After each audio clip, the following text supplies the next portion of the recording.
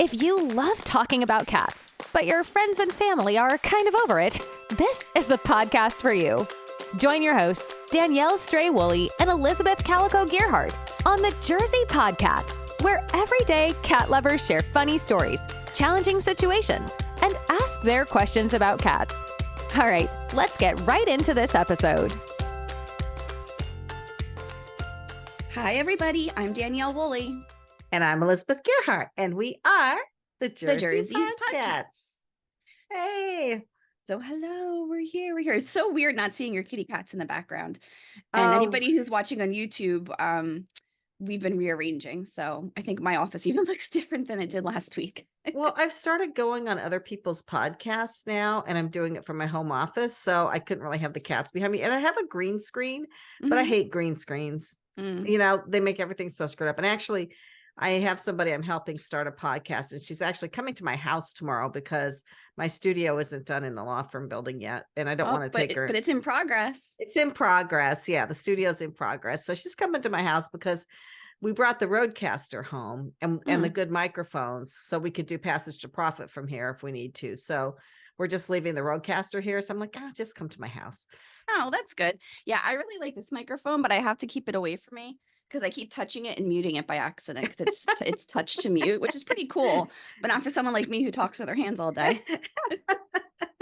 Yeah. So Kushi, as I had said, did try to step on my keyboard when I was hosting a huge Zoom meeting for podcasting, and I really had a fight with him. And then today he was here and I tried to get him in front of the camera and he wouldn't do it. Aunt Danielle's here. Yeah, actually, if I tilt my camera back, it's probably a mess. You can't see it behind my other laptop. But Thor's back there. He's been randomly walking around going, hello. Oh, I got to get that on video and share it. Yeah. My cats say hello. Not all of them, but 3 of them say hello because they mimic me because I talk too much. I go, hello. Hello. Well, that's awesome. You can teach your cats to talk. Just not at 3 a.m. That's not awesome. I know. Checkers. Like, okay, good boy. Okay, go to sleep. Checkers used to hold conversations with us. Max does a little bit. He makes really funny noises though, but he meows every once in a while. He's the most vocal of. Well, no, Lily's really vocal. She's we found out she loves to be brushed. Oh, nice. Yeah, and she meows for the brush. Well, Luffy, when we first took him in, I think I definitely shared, it was a couple episodes ago though, about how when he first came in, he was so playful and running around and playing with everybody. We thought he was a little cat. Like, I guess he was like 2. And my vet was like, you're not good at this. He's definitely not 2. He's like 6, 7, or 8. So we went with 7. We kind of split the difference in the middle. But he stopped being playful and he was like growling and like walking a little awkward. He wasn't really jumping as much. So I'm like, what is going on? I thought, he's older. Maybe he's got arthritis. The poor guy, and I feel like this is twice now, I've done something to make this guy's day miserable. And I feel like a bad mom, but I do my best. Where I heard him walking in the kitchen and I hear clickety clackety like hooves. I'm like, why are his feet making that noise? So we're like, you know what? I don't even remember last time I clipped their nails. So I went to go clip his nails, and on 2 of his feet, the nail was so thick and it was bending over. It was touching his foot pad on both feet. Oh, the same exact nail. And I was like, buddy, poor strike guy. 2 for me. I'm so sorry. So we cleaned him, or not cleaned him, clipped him. And it was so thick, like you could tell maybe he was trying to clean them, but they were so thick they wouldn't come off. But as I was clipping the nail, it just the, what do you call it? The outer sheath or whatever it is that they, that comes off, you find all over your house, just falling off. And he just like so happy again now. Yeah, well, yeah, that's awesome. So I should give you an update on Max. Yeah. We took Max the last time you and I had spoken on a podcast. I had taken Max to the vet and he had ear infections.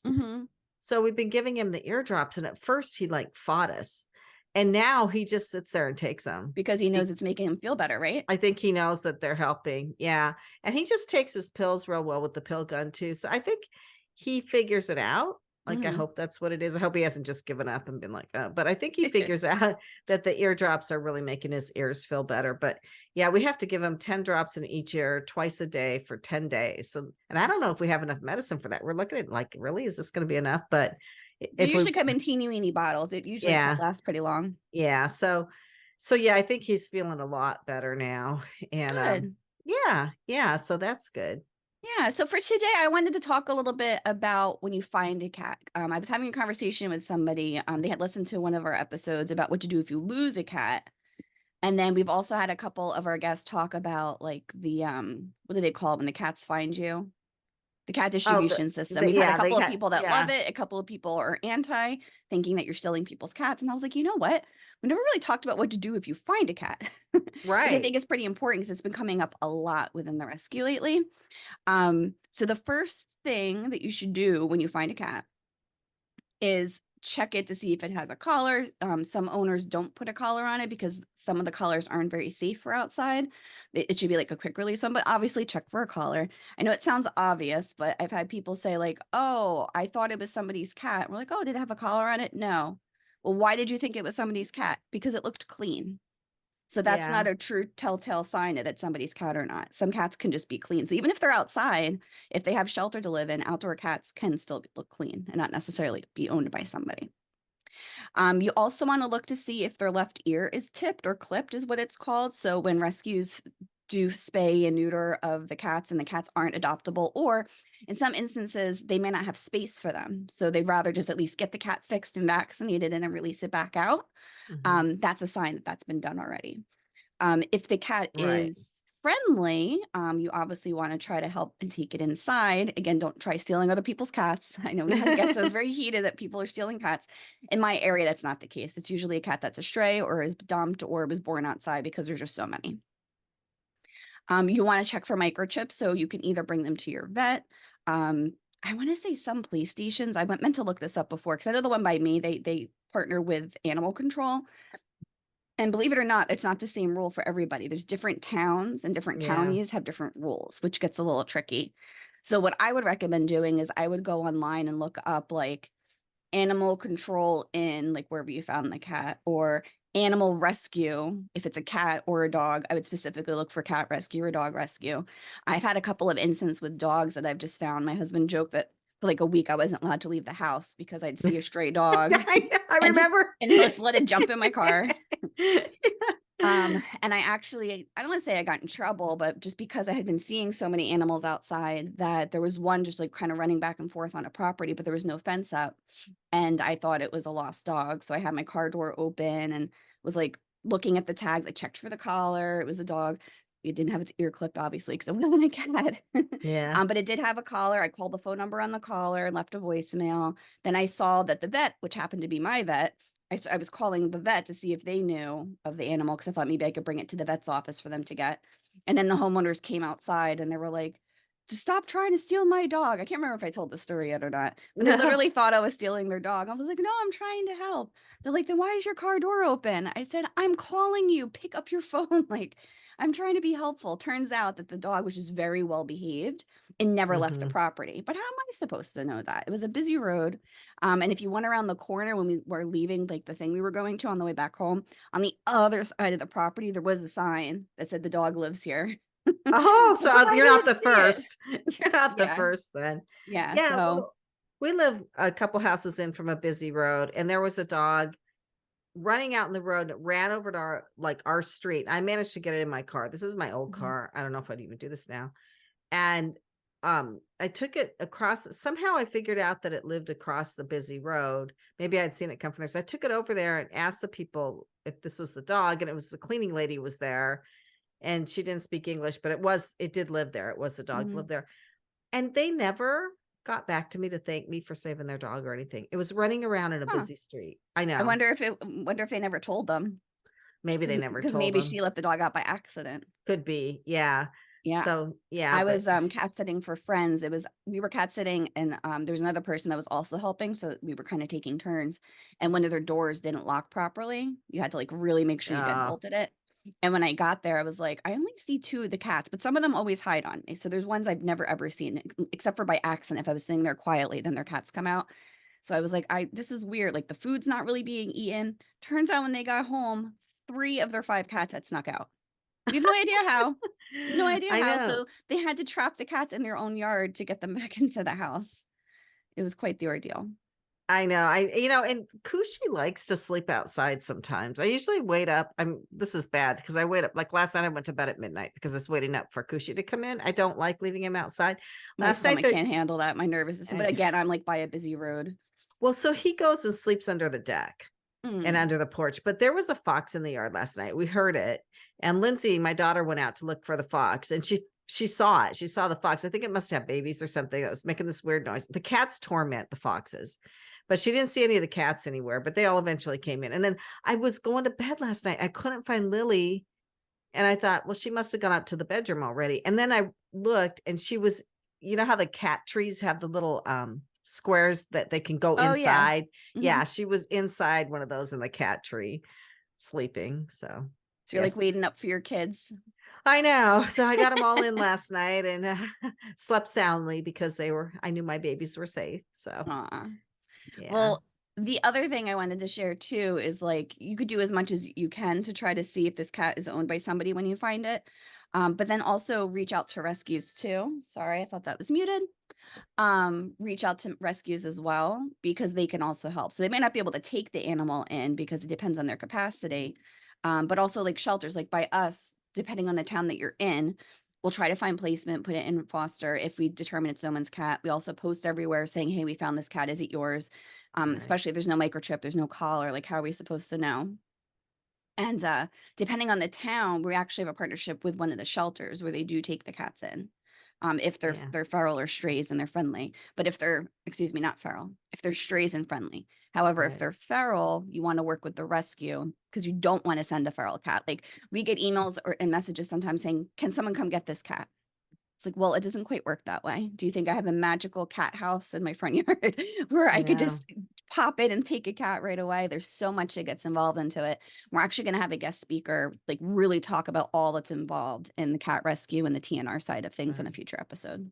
Well, so we had a sad situation. This was 15 years ago or something. I don't know, a long time ago, but we had 2 cats living in our yard, and I could tell that they were strays and their fur was roughed up. And so I had to call Protective Cat Services, and they came, they trapped one, and it was the cutest little cat. And I was like, well, is it going to be okay? And they said, no, it's really sick and we have to put it down. I've had to do that, and it's rough. Yeah. And then I think they did that with the second one, I trapped it on my screen porch, and it got so scared that it busted through the screen, and got out. And so I had to get them to trap that one. Well, that's interesting, because did you use a rescue, or was it the actual animal control? It was the animal control, I think. See, and that's my point of things are different. So the animal control by us will not trap for you. So they tell people you have to trap it. It has to be in a carrier. You need to contact a rescue for help. Yeah. And then once it's contained in a carrier, they'll take it. I don't think they do it anymore, because we have St. Hubert's by us. And there was some sort of notice, like I don't know, months or a year ago, that they're no longer going to trap. Because it's a lot. It's a lot of resources. It is. Yeah. So, but yeah, I mean, I felt so bad for those cats. And we lived in this rental for a while, and the people next door, their cat had this big wound on it, and they wouldn't take care of it. They wouldn't let it inside. I finally told the woman, I said, I'm going to have to call animal control. That's the right thing. Or take it to my vet myself if you don't do something. And so they took the cat to the vet, and they had to put it down because they had let it. It was horrible. And then they got another cat, and I'm like, oh, these people should not have a cat. So that leads me to another thing. I don't volunteer on the adoption days anymore, but I used to. A lot of the time we get pushback from people saying, well, why do I have to fill out an application? If you're so overfilled with cats, why can't I just get a cat? Like, why do you guys make it so difficult to adopt? And it's for reasons like that. We want to make sure you're going to take care of the cat. You're going to keep it inside. You're going to get it vet care. We even ask for a reference. If you don't own the house that you're living in, we need permission from whoever does, because we also have a lot of people that surrender because they say, oh, I wasn't allowed to keep it. Like, well, wouldn't you have known that beforehand? Yeah, right. There's just so much involved. I know. So, yeah. So, I mean, it's not a lot of work with cats. It's not like dogs. It's not like babies, but you do have to take them to the vet. You do have to take care of them when they're sick. Like with Max, we have to give him medicine twice a day. We have to give him eardrops now twice a day. Mercutio is going to need medicine for Bartonella. So that was another thing. About 20% of cats have Bartonella, and a lot of vets don't test for it. So if you get a cat, I mean, and he's had fleas, because it's fleas that pass it, you should probably get the Bartonella test. So all these things cost money too, money and time. So I think it's great if cats can get adopted, and you don't have to take them to the vet constantly, but No. if you can give them at least the minimal care that they need, the food, the shelter, and trips when they're sick, you have to be prepared to do that. And attention. My cats are like dogs. Like, they follow me all over the house. They want Yeah. attention. They're jealous Except for when of you each demand other. it. Like, Yeah. hey, we're recording. Come hang out with me. No, I'll wait until you're on a important call. I'll come back later. Yeah, exactly. They can tell, they can sense. But my cats want attention. They hang out with us in the evening. They sleep on my bed, so it's a real commitment. Mm. All Yeah. right. Well, I am looking forward to, we have a couple of guests lined up. It's just with the summer and the scheduling. It's been tough to kind of coordinate, but we've got a lot of topics going. And if you guys like to be a guest to come and talk about anything at all that you love about cats, listen to previous episodes. You can see we range anything, artists who draw cats, people who communicate with cats, people who just like to talk about how much they love them and can talk 7 hours like we can. And, and we'll keep this thing going and keep having some fun. Yeah. This has been great, Danielle. All right. Well, we'll catch everybody on the next episode. You can visit us at thejerseypodcats.com. Join our Facebook group, the Jersey PodCats podcast community. I love saying that. And we'll see you next time. Bye. Thanks so much for listening. Let's keep the conversation going. Give this podcast a rating so other cat lovers can find it. Connect with the Jersey PodCats on social media or visit thejerseypodcats.com and leave a message sharing a story or question about cats. Thanks again for joining us, and we'll catch you in the next episode.